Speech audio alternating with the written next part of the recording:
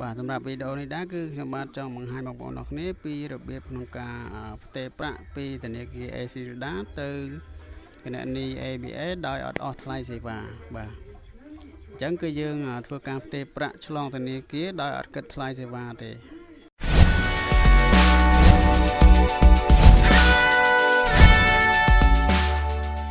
ជំរាបសួរនិងសួស្តីបងប្អូនអរគ្នាស្វាគមន៍ជាថ្មីមកកាន់ Channel កណ្ដាល Android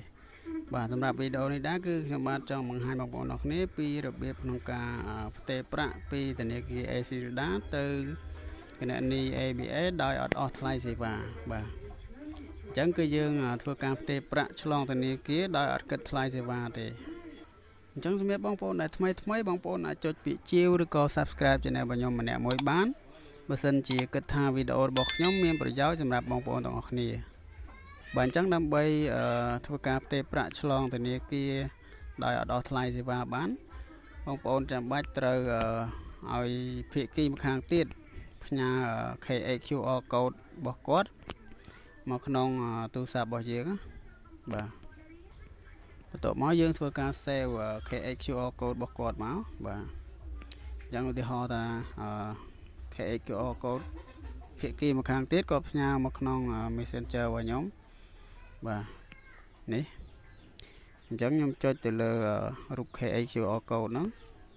ហើយបន្ទាប់មកខ្ញុំចុចពាក្យថា more ហើយចុចពាក្យថា save បាទ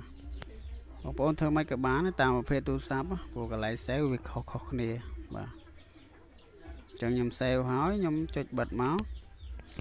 បាទបន្ទាប់ពីបងប្អូន save QR ភាគីម្ខាងទៀតហើយបងប្អូនចុចទៅលើ app ACREDA មកបាទ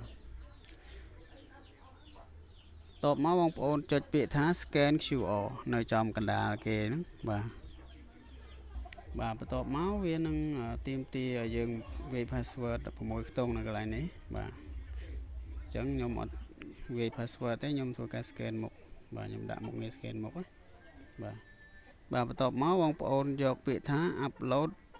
QR code បាទកន្លែងព្រួយនៅខាងលើហ្នឹងចុចមកបាទបន្ទាប់មកQR code ដែលយើង save មិញគឺ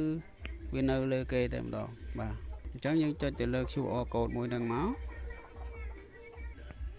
បាទអញ្ចឹងមកដល់កន្លែងនេះបងប្អូនធ្វើការជ្រើសរើសគណនីណាមួយដែលបងប្អូនចង់ផ្ទេរមកជ្រើសរើសគណនីដែលមានទឹកប្រាក់បាទចុចទៅលើកន្លែងសញ្ញាកាបូបហ្នឹងហើយយើងជ្រើសរើសគណនីណាដែលយើងចង់ធ្វើការផ្ទេរប្រាក់ចេញបាទអញ្ចឹងខ្ញុំយកគណនីមួយនេះទី2នេះបាទបន្ទាប់មកយើងវាចំនួនទឹកប្រាក់ដែលយើងចង់ធ្វើការផ្ទេរបាទអញ្ចឹងខ្ញុំសាកផ្ទេរ$20បាទបន្ទាប់មកបងប្អូនចុចលើពាក្យថាអូខេនេះឬក៏យល់ព្រមជាភាសាខ្មែរបាទចុចមកបាទបន្តមកទៀតបងប្អូនចុចលើពាក្យថា confirm ខាងក្រោមឬក៏បញ្ជាក់ជាភាសាខ្មែរបាទឃើញទេបងប្អូនធ្វើការផ្ទេរប្រាក់បានរួចរាល់ហើយបាទគឺអត់អស់ថ្លៃសេវាទេបងប្អូនណាបើយើងធ្វើតាមវិធីនេះគឺអត់អស់ថ្លៃសេវាទេដោយសារតែយើងបានទូទាត់ប្រាក់តាម QR code បាទអញ្ចឹងបងប្អូនធ្វើការថតscreenshot ឬក៏ថតអេក្រង់មក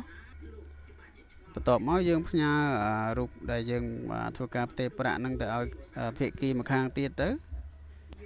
ប្រាប់ថាយើងបានធ្វើការផ្ទេរប្រាក់រួចរាល់ហើយឬក៏ធ្វើការទូទាត់រួចរាល់ហើយបាទអញ្ចឹងសម្រាប់វីដេអូនេះគឺមានតែប៉ុណ្្នឹងទេហើយបើសិនជាបងប្អូនមានជាចម្ងល់អត់យល់ត្រង់កន្លែងណាបងប្អូនអាច comment នៅខាងក្រោមវីដេអូបានយើងនឹងជួបគ្នានៅវីដេអូក្រោយៗទៀត